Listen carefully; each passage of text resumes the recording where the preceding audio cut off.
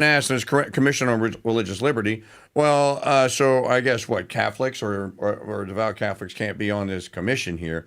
And again, this is no surprise, Catholics. You should absolutely expect this, even from Trump.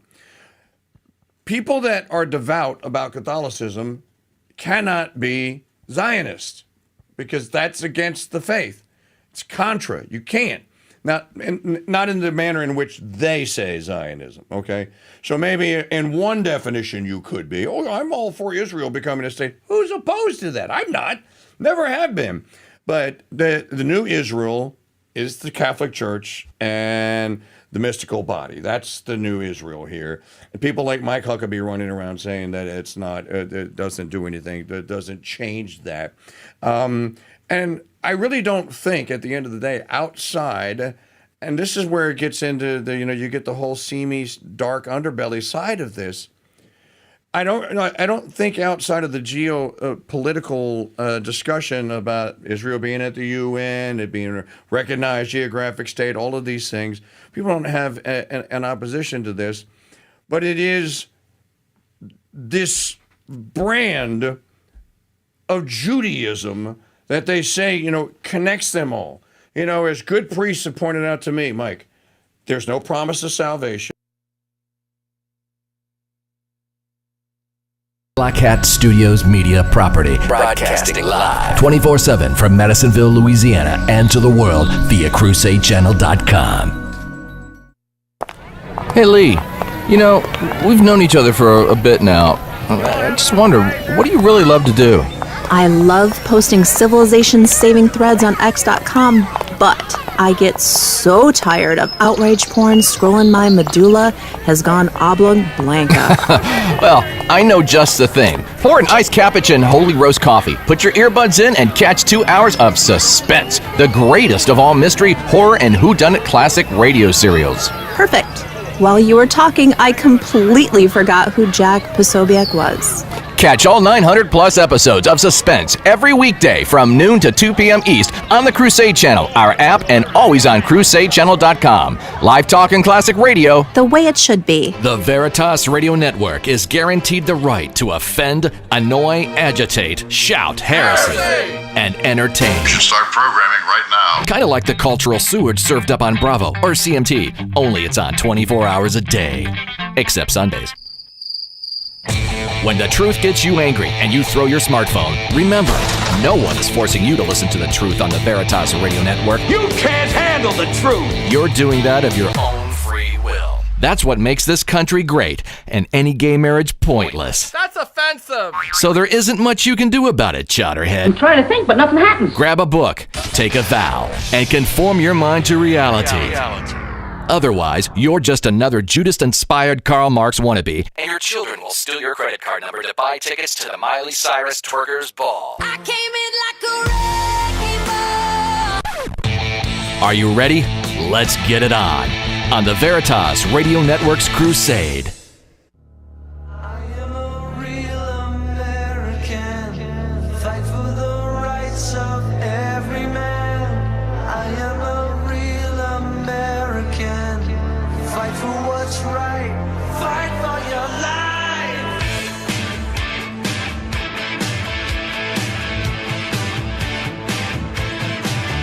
When it comes crashing down and it hurts inside, you gotta take a stand, it don't help to hide. If you hurt my friends, then you hurt my pride. I gotta be a man, I can't let it slide. I am a real American, fight for the rights of every man. I am a real American, fight for what's right, fight for your life.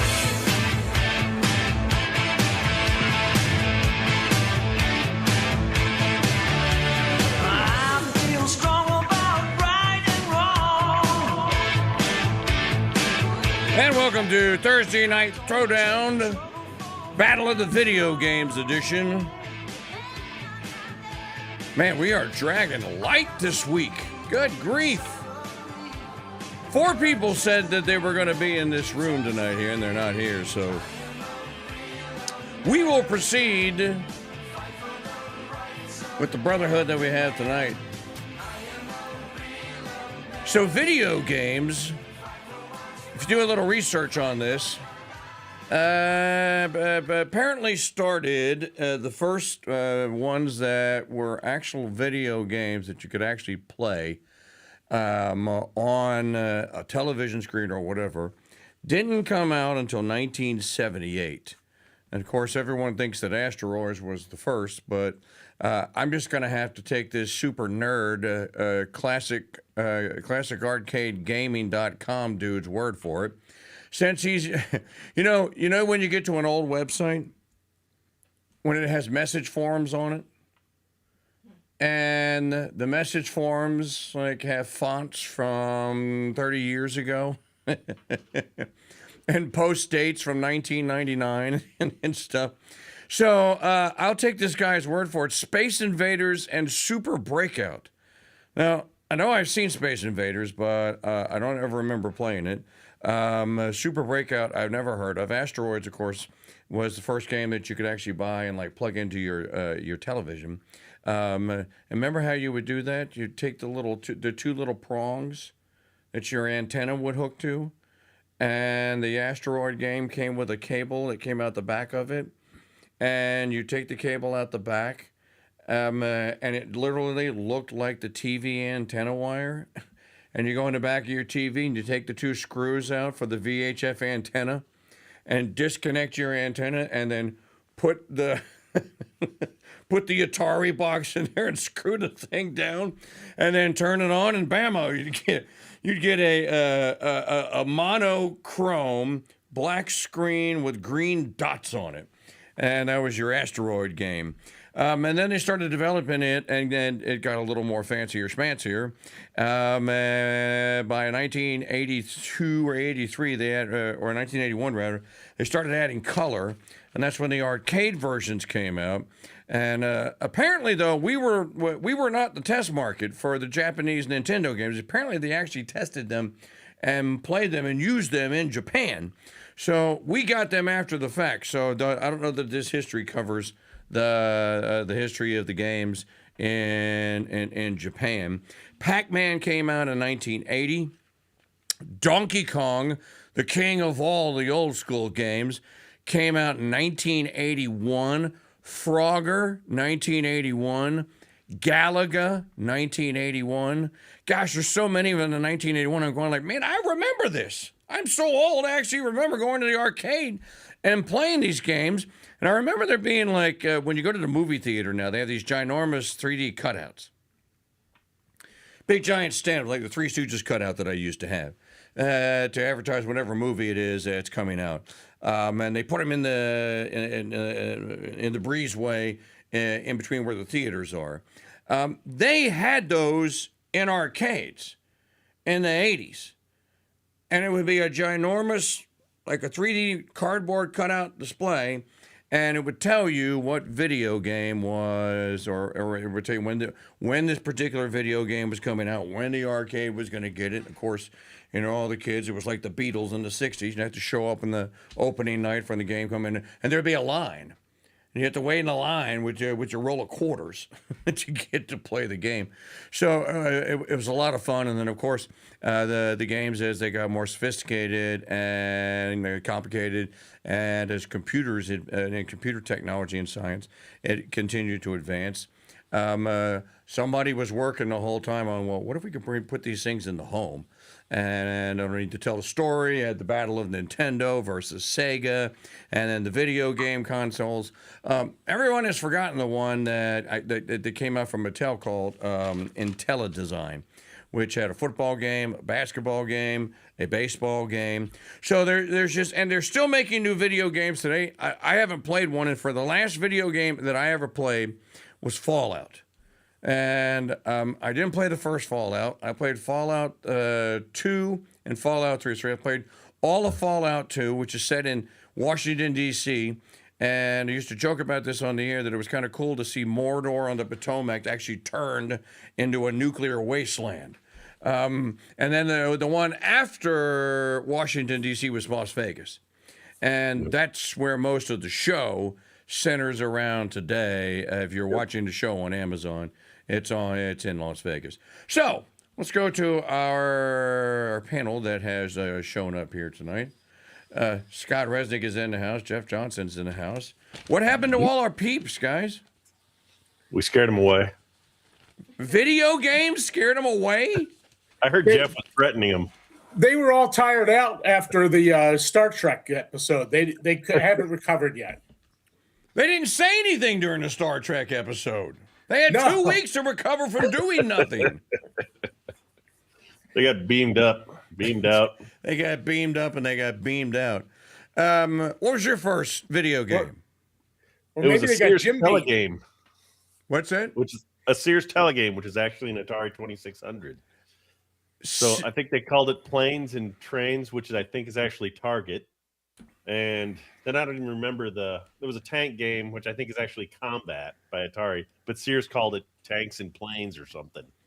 It literally is just Sears and tanks and planes in red lettering. There's no imagery or nothing.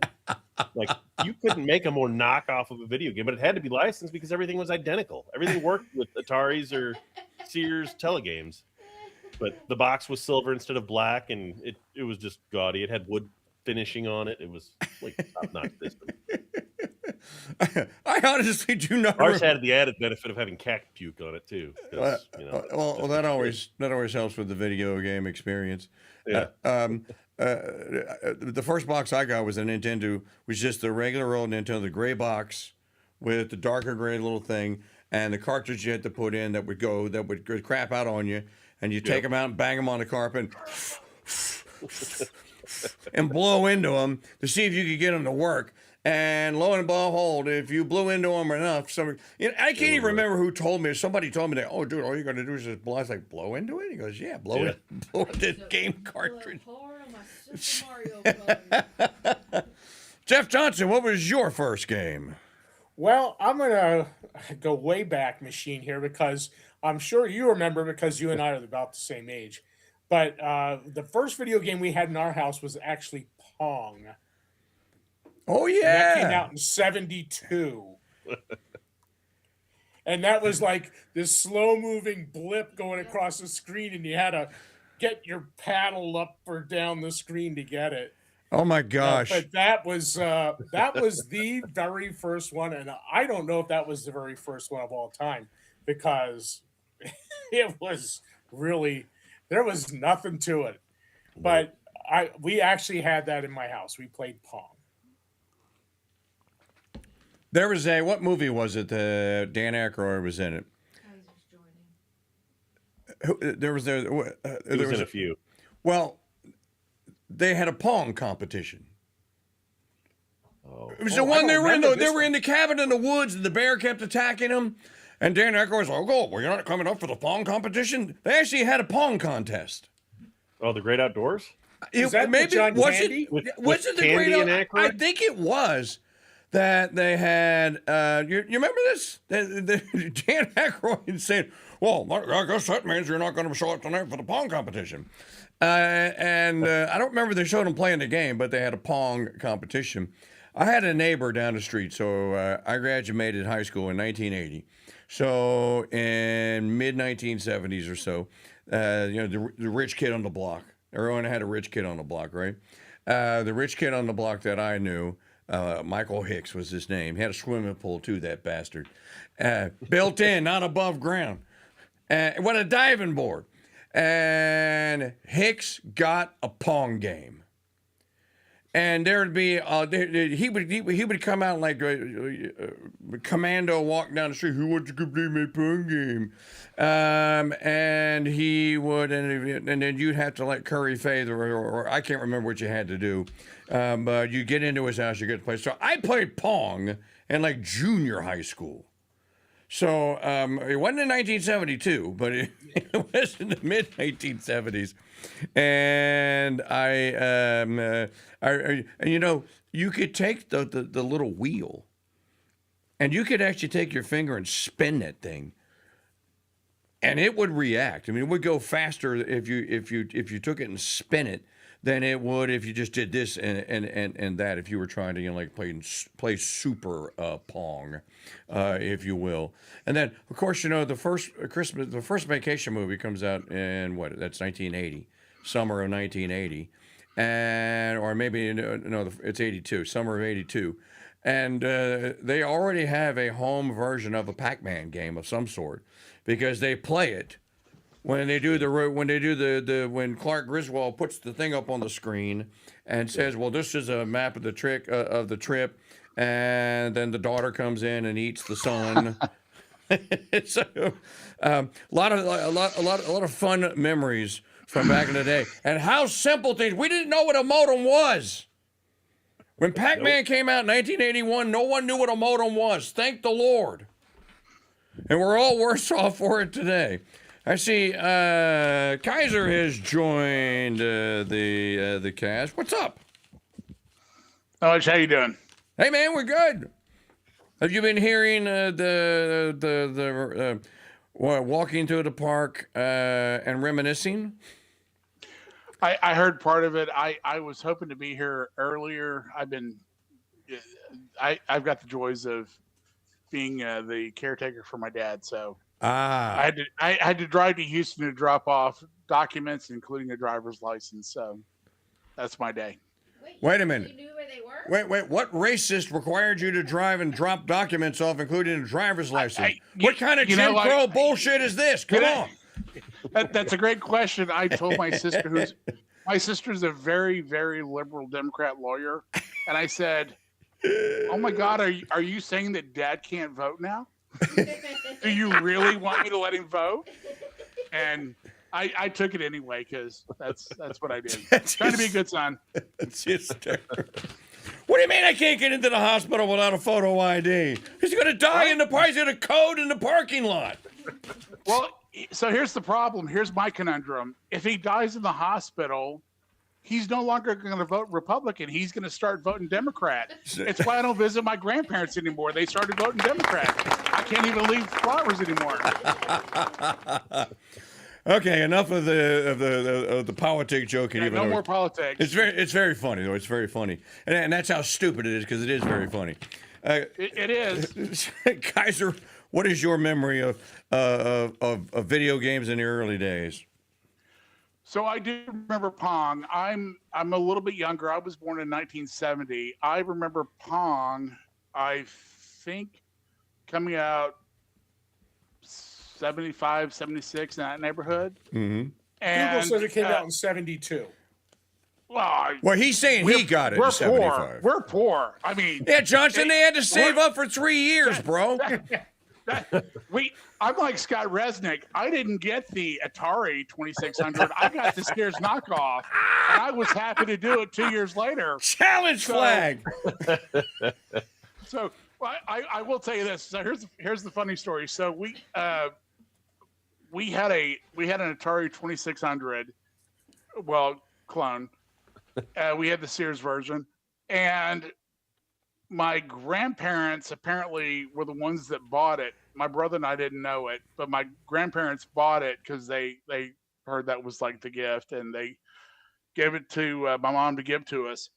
And then about 2 years later, my grandparents got an Intellivision, which was like much better graphics and all that stuff. Dude, it was amazing. It was like, oh, son of a gun. And so like we'd fight. Hey, let's go visit grandma.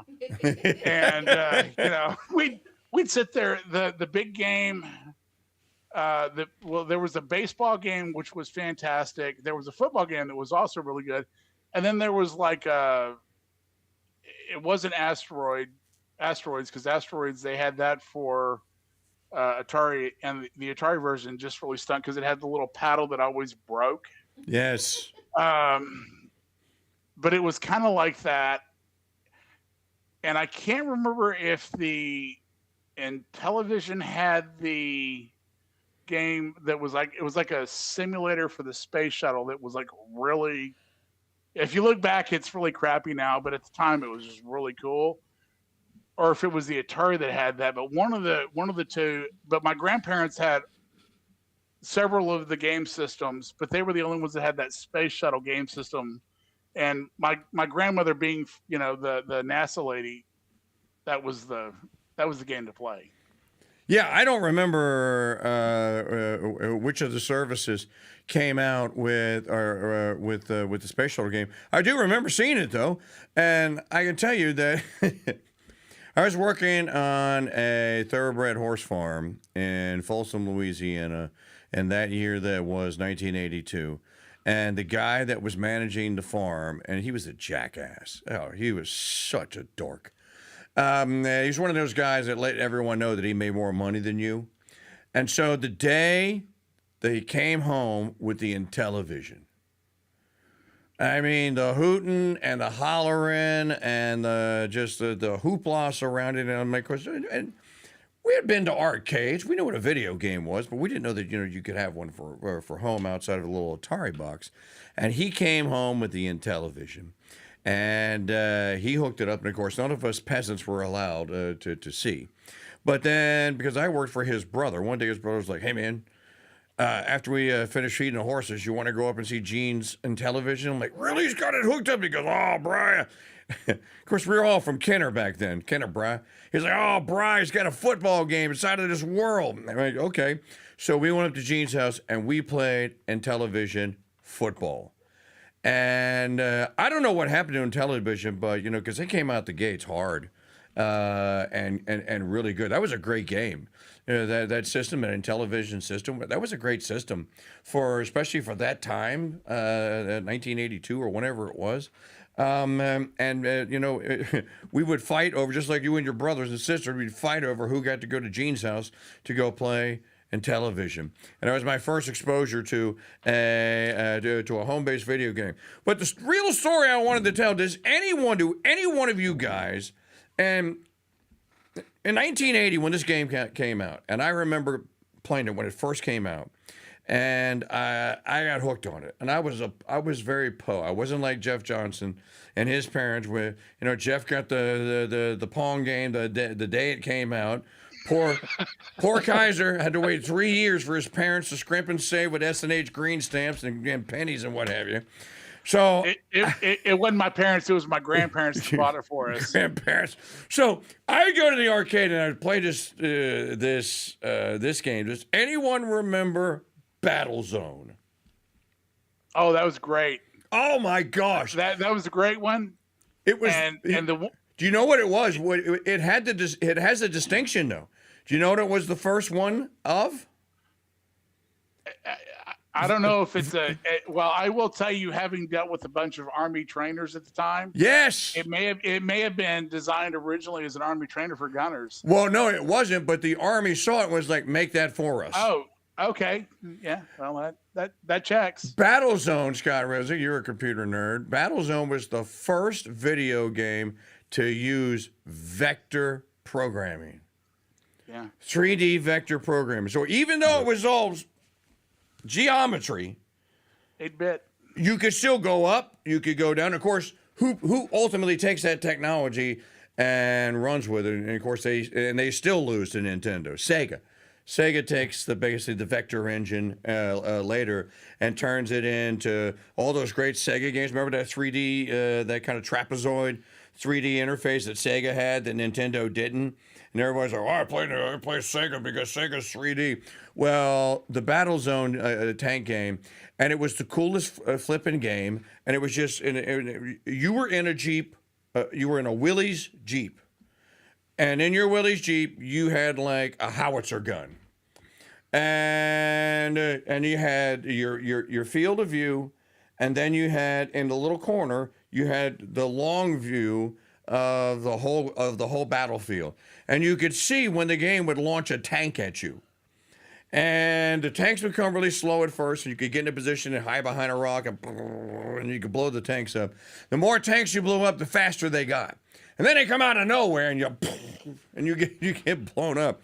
Well, I would get so pissed off, bang the console. And of course, I'd run out of quarters. Anybody remember running out of quarters when we were young and we were at the arcade and you don't have enough quarters to go around? That's why you go to a place that has beer with your parents. You Oh. get lots of quarters. See there? That's Go away, kid. You bother me. Here's another $5.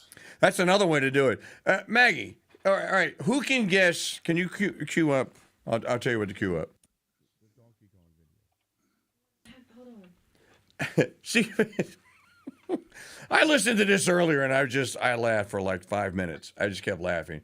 Going like, I can't believe that I so love to hear this sound. Unless I lost and had to go back to the beginning and hear it again.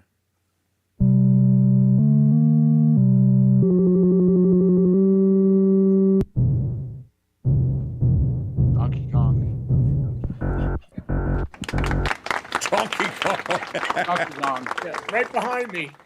It's Yep. he climbs the ladder. And he puts the princess down, and then the other sound you hear is him hopping and then moving over to the side. How many years of my life did I waste playing Donkey Kong? Oh my Lord. And then they came out, what was the one that came out, the Super Donkey Kong after that one? His first Donkey Kong was like orange, and this one was green. The second one they came out with, where the little bananas came across the screen and everything. At any event, those games were so amazing. All right, here are the games that came out in 1980. Armor Attack. See if anyone just chime in if you ever played this. I'll tell you which ones I played. Armor Attack Battlezone. I played. Berserk. Never played it. Centipede. Yep. Played it. You remember the thing we're going to on the Back and screen? forth. Defender. I don't remember this game. Missile. Defender, yeah, but I played Defender a Oh. little bit. Did Yeah, you? played I was Defender. terrible at it. oh, Missile Command. Missile Yep. Command. Missile I Command. remember that. Yep. Moon Cresta. No, I don't never heard of remember that. it. And of course, 1980, of course, the king of all the early video games, Pac-Man. You know, can I tell you that when Pac-Man came out, at first I was like, I had a friend of mine who was like, oh, dude, you got to come play Pac-Man. Man, whatever. And I played it once and it beat me and I got pissed. And so I'll play it again. Kept playing it. And I got really good at it. Did you know that Pac-Man actually had patterns? Did you buy the book for the I patterns? did buy the book. Yes, I cheated my ass off. I certainly did buy the book, and I whipped that son of a bitch because you could get all the way to the end of the Pac-Man game. So the chaps figured this out. We'll talk about it when we get to the next year. Phoenix. I do remember Phoenix. I remember Phoenix. Rally X. Heard of that.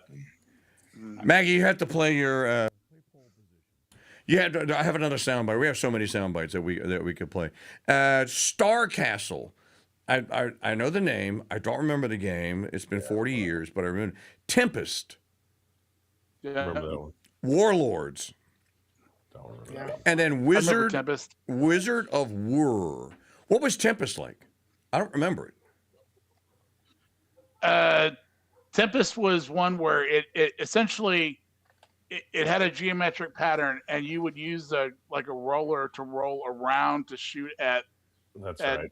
targets that were coming at you, and Yeah. it was a pain in the butt. It's not. Yeah. It's one of those things.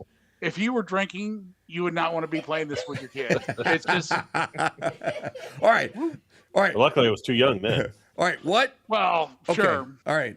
What video game is this?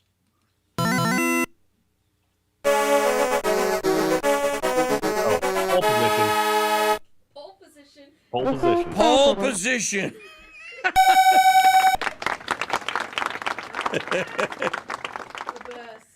That game, it was the ultimately Beverly Hillbillies driving experience. You know what I'm talking about? Beverly Hillbillies driving experience. A Beverly Hillbillies driving experience is you're watching Jethro Bodine drive this truck on a green screen, right? And he's doing this. Yeah. And when you're a kid, you don't think anything of it. You're like, you think they're really driving, right? Because, the wheel's constantly moving. That was the experience with pole position. That steering wheel was so sensitive. You'd have to push on it so you couldn't turn it, and just to turn it like a 16th of an inch to try to make. I hated it. I never had my friend Ralph Dupas probably spent $100,000 playing pole position. He got really good at it. I never got the hang of it. So that was pole position. Okay, 1981, Amador, don't know it. Bosconian, don't know it. Donkey Kong, though, because he goes in alphabetical order. 1981, Donkey Kong comes out. And if I had to credit one game or two games, Pac-Man and Donkey Kong is what launched the video game revolution. But there's so many good ones in 1981. Can we just go back to 1981 and stay? Yeah. We'll just go back and stay. We'll find Dr. Emmett Brown. We'll get the DeLorean fixed up. We'll get the flux injector. Is that what it was called? Flux capacitor. Flux capacitor. We'll get the flux capacitor fixed, and we'll we'll go back to 1981. And we're like, Doc, when we go through the window, burn the machine. We don't want to come back. We'll see you in 40 years. We don't want to come back. So, all right, we're going to take a quick break. It literally is just 3 minutes, and we'll come right back. A Thursday night throwdown. Welcome to everyone that is here. Put your comments in the chat room, crusadechannel.com/chat. Here you go. Here's a little Pac-Man song.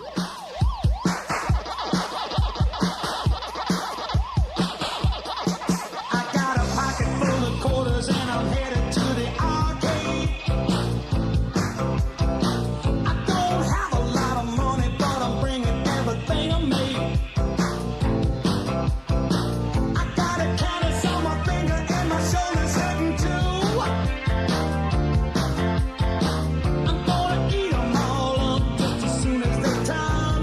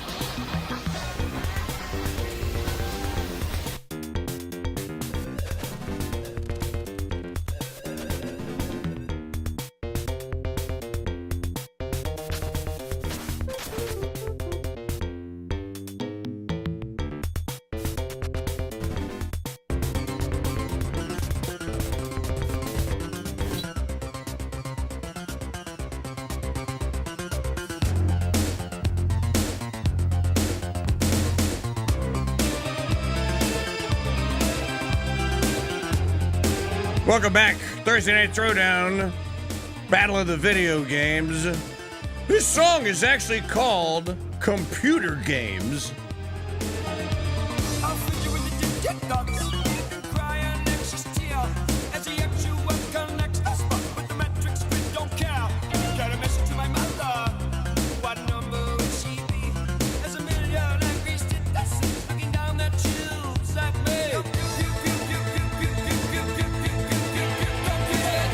And you know, you listen to it, it's so cheesy, it actually does sound like a computer game theme song. Folks, we have been talking about great video games and the battle of the video games, and we haven't even gotten out of the early 1980s. We just left off with our panel in 1981, and we didn't even get to the end with Kaiser and Jeff Johnson and Scott Resnick and all of you listening and watching out here at home, or watching after the fact and then watching on video or listening to the podcast. So to finish out 1981, 1980. We were at Donkey Kong. We left off with Donkey Kong. Frogger was next, alphabetical order. Maggie's going like what did you ever play Frogger in the arcade or you played a home version? I played it at home. Frogger was where you jumped across and you were aiming for the log, and if you missed, the alligator snapped and got you. There were all kind of critters in the stream that would eat you. Then after Frogger, there was Galaga. I think Galaga was one of my favorites. I wasted a lot of quarters playing Galaga. And it was so cool, because you get your single rocket blaster ship where you could blow to Kingdom Come all the aliens, but if you capture the alien ship, it turns you into a super duper. And you had 3 guns that you could blast them with. When the kids had an Xbox, we got the arcade game version and we played Galaga. Gorf, don't remember it. Mousetrap, I remember. And then the second queen daddy of all, Ms. Pac-Man, which it's funny because you can almost just imagine these Japanese computer engineers sitting around going like, stupid American, they figure out Pac-Man, they write a book, and put powder in there. They put powder in there to beat a game. Well, we buy all your movie, studio and all your rand, and now we're gonna beat you at video game. Watch this. You can't make pattern on Mid Pac-Man. And so they made Miss Pac-Man, and the bitch didn't have patterns. It was different, and there's no 2 Miss Pac-Man games alike. You could not follow a pattern. I played more Miss Pac-Man than I played any other video game in my entire life. And I even entered the tournament, and I won. I almost got onto the Real People TV show. Remember a TV show that they had? Real People in the early 80s, Jeff? Kaiser, you guys remember NBC. this? Yeah, NBC. NBC, Real People. They had a video game special, and they were featuring people that were the guys and gals that were champs of these video games. And I almost made it on the Real People. I got beat out by this guy who just absolutely I thought I was good. Miss Pac-Man, you get to levels where they're not in the book. The screens would change color that were nothing. In any event, it was a hell of a lot of fun. Speaking of games, and this is not really a video game, I saw a Polish kid today solve a Rubik's Cube in 2.79 seconds. Beat the world record. Anybody else see this? He did a Rubik's Cube in 2.79 seconds. I said, no way, because I can do it in like an hour. If you hand it to me, I can figure it out. 2.79 seconds. Rubik's Cubes were coming out about this time. All right, after Ms. Pac-Man, Omega Race, Kicks, which I don't remember, Satan's Hollow, Scramble, Stargate. Are you telling me that Stargate, the movie, was based on a video game? Yes. Jeff, are you serious? Really? Yes. Did you play it? I did not know that. I didn't play it, no. But yes, it was. And so that's kind of an interesting thing. Now, did you have any W's for 1981? I do not have any W's. That doesn't mean this guy's list is exhaustive. Yeah, because there was one that came out in 81. Now, I didn't start playing it in 81, but I did start playing it when they rebooted in 92 on my computer, and that's Wolfenstein. Oh, I saw the image. I saw the graphic. Yeah, and that was kind of like the beginning of the first-person shooter. Yep. It was the foundation, and then all the first-person shooters kind of took their stuff from Wolfenstein, and then they all kicked off. But yeah, 1982, I was playing that on my PC. ID Software's big break. Yeah. Was it? Yep. So just a video game and computer game and computer nerd note. If you look at Jeff Johnson's screen there, look behind him. You see the Donkey Kong. You see the big ape. And everybody goes, "Oh, that's stupid. It's pixelated." Dude, that is how your modern computer works. They just shrank those pixels by a factor of 1,000,000. What they did was, and I actually saw Susan, what's her name? She did all the icons for Apple. And she actually did them on graph paper.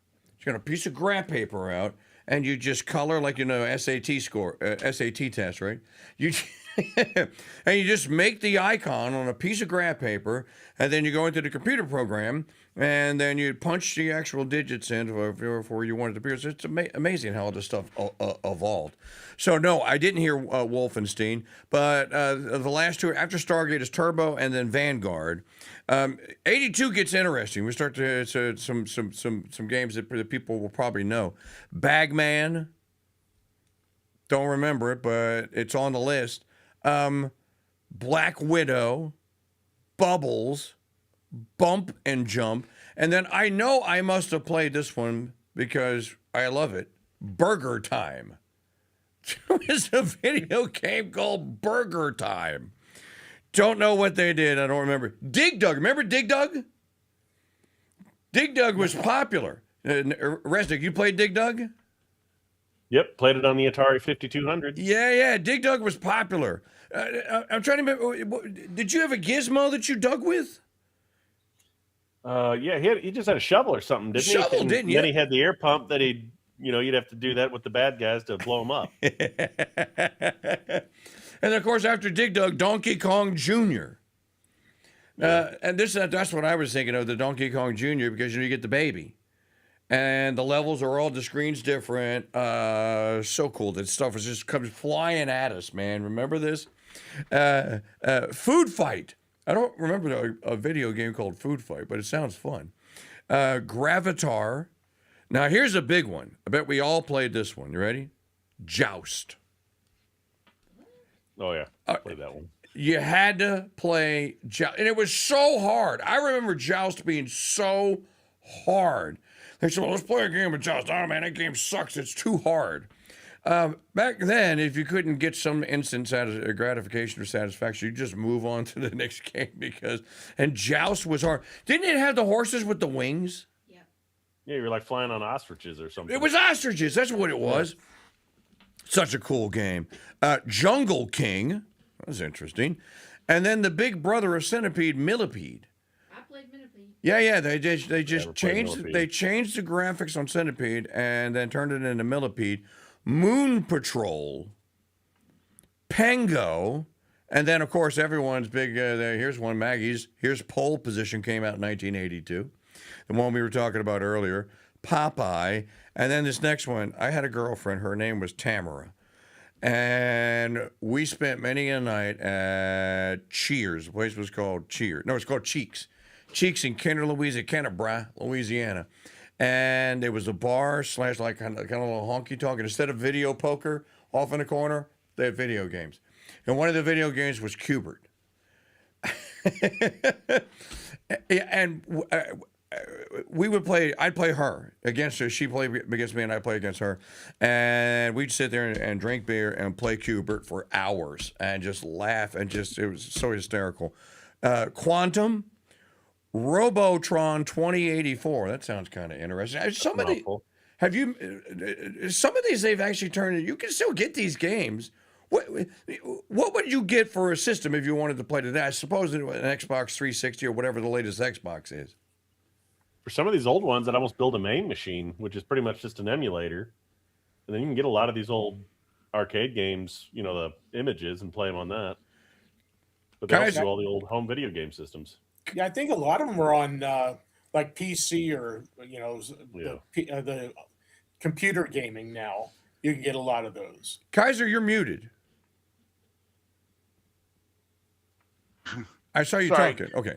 Yeah, no. So there's a company that actually builds a system that will play an incredible litany of these games. Essentially, what they did was they went out and licensed. A lot of these games are actually in kind of the freeware domain now, and there's a company that went out and basically you plug it into the TV and you tell it which of the arcade systems you're wanting to play, because it has the games stored by game system type. Mm-hmm. And it literally, you can go down and it's got thousands of games. I actually almost bought one over Christmas because, I'm not going to get what I want for Christmas, so I might as well get what I want for Christmas. All I want is bourbon, and bourbon to play the game with. You keep going down. No, here comes a big one. Okay, there's Quantum, Robotron 2084, Sinistar, Space Duel, which I do remember.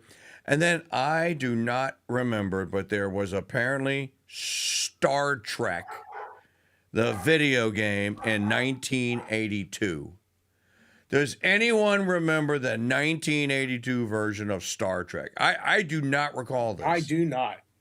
I don't remember that, but I do remember after the Wrath of Khan came out, one of the companies put out, and I think it was for a Commodore, or it may have been for an Atari 5200. I wasn't rich, so I didn't have any of those. But they had a Kobayashi Maru simulator, which was cool. They had a Kobayashi Maru. I'm looking on eBay, and Kaiser, this system was called Vectrix. Scott, do you remember this? I don't remember that.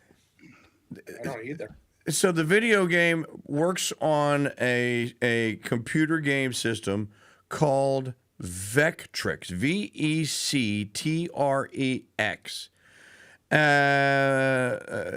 Quest game cartridges.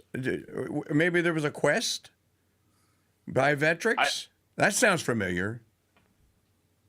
I don't remember who put it out. I had a friend of mine who had one of those, and that was the most fascinating game because it was fun.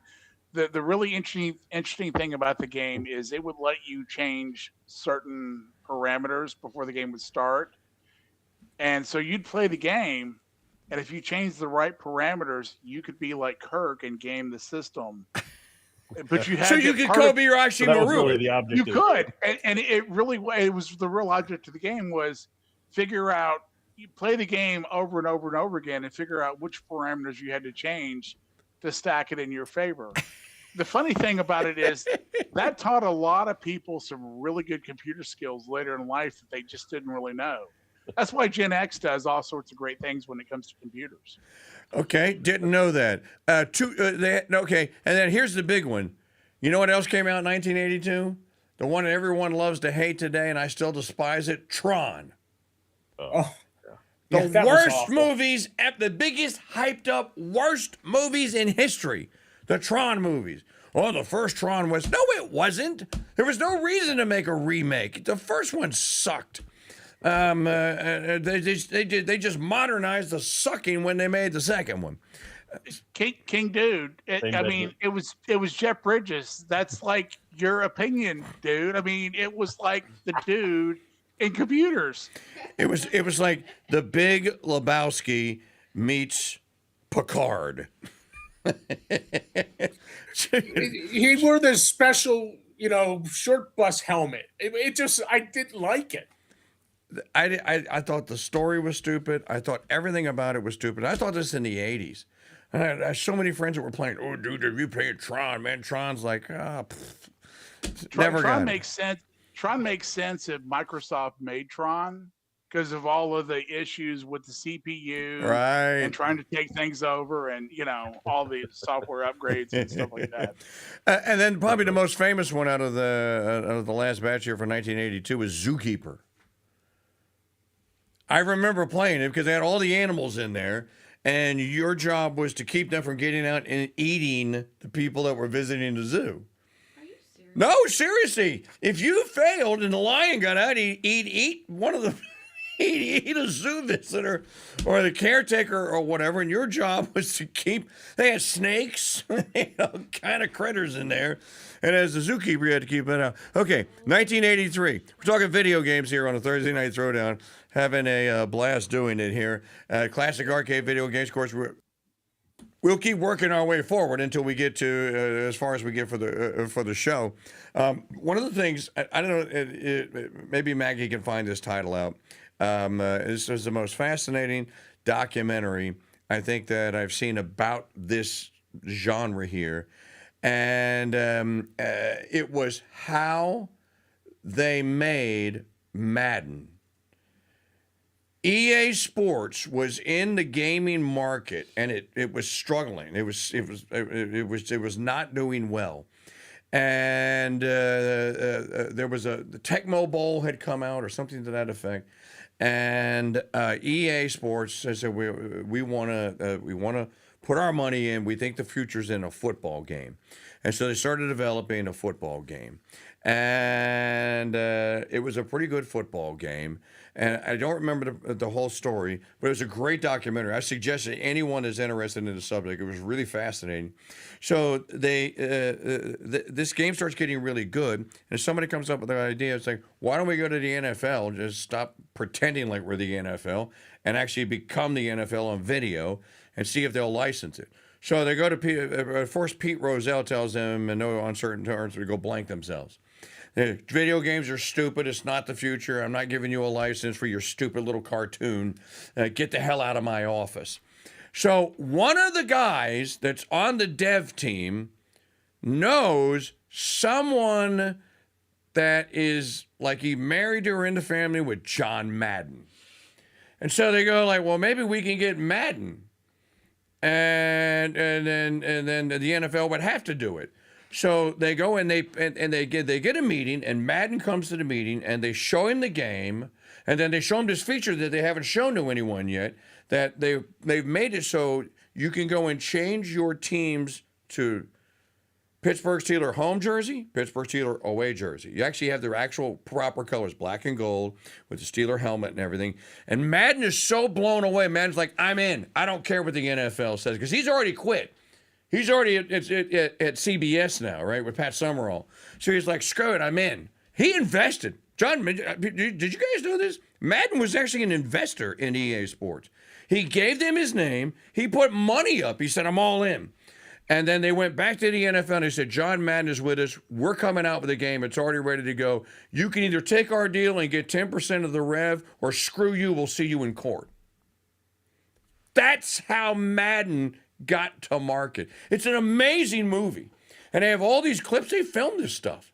They filmed a lot of these meetings at EA Sports. Anyway, this is kind of video game nerd history here on a Thursday Night Throwdown. Okay, 1983. Anybody remember Crossbow? No. Crystal Castles. I've heard of that.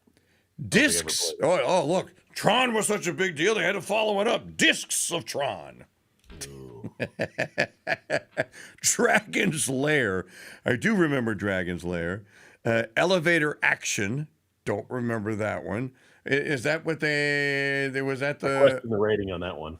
What, you question the rating on that one? Yeah. Is that the... did they turn that into a ride at Space Mountain? In Disney, don't they have an elevator ride? Is it Disney? They do. It's a Tower of Terror. Okay. Yes. Gyrus with two S's, and then I'm sure everyone remembers Mach 3. Mach 3 was a big video game driver. Major Havoc, Mappy, and then of course the granddaddy of all of them that we're still playing today and talking about, and there's still movies, Mario Brothers. Mario Brothers comes out in 1983. Do you remember what the It was Luigi and Mario and Luigi, but I don't remember the game. The original Mario? Yeah, the original The Mario. original Mario Brothers? Yeah. It was just They're actually Mario. they're killing crabs and pipes and stuff. Is that what they're actual doing? plumbers? Yeah. Yeah. Oh, that's right. People forget that. Well, what are the Mario Brothers? They're plumbers. Yeah. Yeah, so they'd be going through the pipes. Major Havoc, Mr. Do, Spy Hunter, and then Star Wars gets into it. Spy Hunter was Spy awesome. Hunter was a cool game. Was it really? And that's it's that's good. the one that had it when you would play the game, it had the theme to Peter Gunn that would when you would drop Yep. your quarter in, don. Oh, it was a cool game. It was you're trying to drive and shoot things out of your way. I still want a driving. Spy Hunter car for my commute. Oh, dude, look at There you go. look at the screenshots from it. I do remember this. So you had a car with a gun with a gun turret, like a James Yeah, it Bond was car. like a James Bond car. Yeah, you had guns, you had oil slicks, you had smoke screens, everything you need. Oh, this is awesome. Yeah. Spy Hunter, yeah, and it kind of it looks the artwork looks very Tom Cruisey. Yeah, it was your car had the smoke screens like Scott said. They had the smoke screen, the oil slicks, the guns in the front. So it's kind of like a '73 Cadillac without the shooter sitting in your passenger chair, popping people as you're going to and fro. And then you had Tapper, and then Track and Field. Now I notice as the years go on, the list gets smaller and smaller because these are arcade games. So I think that the home market is starting to emerge here. When does anybody remember what year the Nintendo came out? 83, I think. 84 or 5, wasn't it? Okay, because I What was it? didn't get my first one, which was the gray box with, like I said earlier, with the cartridge with the dark gray in the middle, and you pop it in. Well, I guess that wasn't a 64. That was the one before the 64. I didn't get that. I know where I was living, and I remember years by where I was living. That was 1988, I want to say, or 87, 89. No, I got mine. Maybe it wasn't an E64. I thought the NE64 was kind of wider and more flat. Am I thinking right? And you pushed the cartridge in. You didn't put it in and push it down. You put it in and push it down was the original. Okay, that's the original. Well, that's the one I had. You put it in, push it down. So 1984, 1942, Bomb Jack, Karate Champ. We're getting violent. All the games are getting violent now. Yeah, 42, great game. Kung Fu Master, Marble Madness, and then who put this in the chat room earlier? Paperboy. There was a video. Played it, though. Well, you heard the music during the last segment, and when we came back, I was playing Paperboy after Pac-Man Fever. That was Paperboy in there, and I remember playing the game because I was a Paperboy. And then it was Punch-Out. Now we had a discussion about this in the chat room a couple of days ago. Did Punch-Out become Mike Tyson's Punch-Out? Punch Out started well before. Well, I won't say well before, but Punch Out was before Mike Tyson, and they had a character that kind of looked like him, and then they redid the character to look like him, and that's when it became Mike Tyson's Punch Out. Okay, that's what I had thought, but I didn't know for sure. The character that everybody got to play that you're fighting all these people against. That's like Jerry Clooney, the Great White Dope. That's right. Yeah. 1987 is when Punch-Out comes out. I think they have the year wrong. Maggie, what year do you have? Well, it says 1987 for Mike Tyson's Punch-Out. I don't think it was Mike Tyson because I remember playing Mike Tyson's Punch-Out, and I remember on that particular Nintendo. You know what else? Other game that I had on that Nintendo that's not on this list, and it was never in the arcade. So I know this was early 90s because that's when I was playing it. They had the Association of Volleyball Professionals, the AVP, came out with a volleyball game. And you had all the AVP tour guys on. You had Randy Stoklos and St. John Smith and the Olympians, Tim Redman, all these guys. It was a really cool game, the volleyball game. And so you're moving now out of the arcade and into the home market. So actually the last 2 years are 1985, 1986, and then his list stops. So 85 is Choplifter, Commando, Gauntlet. I remember Gauntlet. Ghosts and Goblins, Hang On, Indiana Jones and the Temple of Doom. The worst Indiana Jones movie prior to the last two that they conned Harrison Ford into making was Temple of Doom. The only thing redeemable about Temple of Doom was the kid from the Goonies, the little Asian kid from the Goonies. Dr. Jones, Dr. Jones. Yeah. The only thing we're watching was Maggie. What was the movie that we were watching? And I went, "That's the Asian kid from the Goonies." You go like, "No, it's not," and it sure as hell was. He's still acting. He still looks the exact same. Yeah. No, he looks like the kid from the Goonies with gray hair. Amazing. Indiana Jones, The Temple of Doom, and then Roadrunner, which I don't remember. 1986 is 720 Degrees. Arkanoid, Bubble, Outrun, Rampage, Rolling Thunder, Super Sprint, and then Wonder Boy. So, you know what's just kind of sad in reading this list here? We started in 1978. And the whole explosion of arcade video games is over by 1986.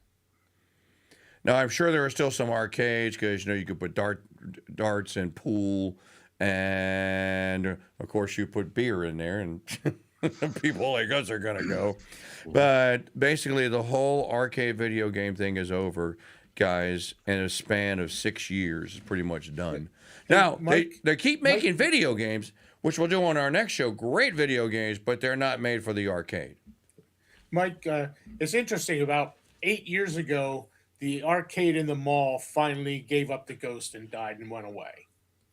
Yeah. Here locally. So there was until 2018 there was an arcade. Maybe 15. I don't know. It just recently, last 10 years. Finally gave up the ghost and died, and they closed shop.